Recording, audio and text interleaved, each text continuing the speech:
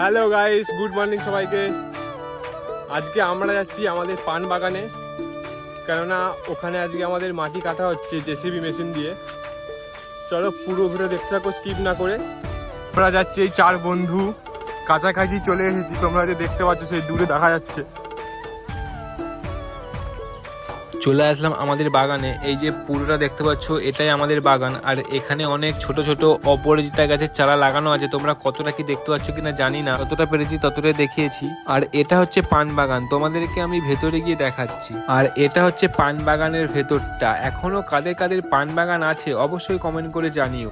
আর এই দিকে দেখো অনেকটাই আমাদের পুকুরটা কাটানো হয়ে গেছে। আর এই দিকে বাবা একটু মাটিটা ঠেলে দিচ্ছে যাতে জেসিবি মেশিনের সুবিধে হয়, কারণ মেশিনটা তো আর এদিকে আসতে পারবে না, পুকুরে অনেক পাঁক আছে। অনেকটাই সকাল থেকে কাজ হচ্ছিল, তাই অনেকটাই আমাদের জমিটা পুকুর থেকে মাটি তুলে ভরা হয়ে গেছে। এখনো অনেকটাই বাকি আছে ভরানো। তোমরা একটু দেখে নাও মেশিনটা কিভাবে কাজ করছে।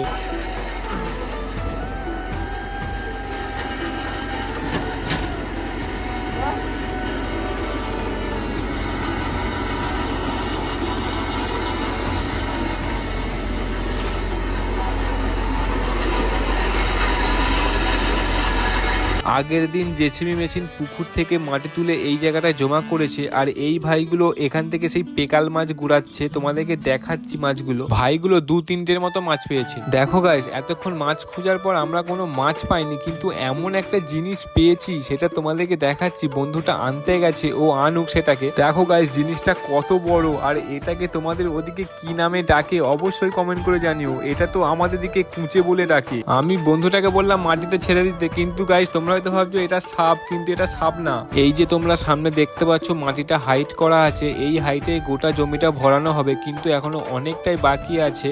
এখনো বলছে নাকি 10 ঘন্টা লাগতে পারে। আর পুরো মাঠটা ভরানো হয়ে গেলে তোমাদেরকে পরের ভিডিওতে দেখাবো। আর গাইস আমরা এখন বাড়ি যাচ্ছি, অনেকটাই দুপুর হয়ে গেছে। আর দেখা হবে অন্য কোনো নতুন ভিডিওতে। আজকের মতো টাটা।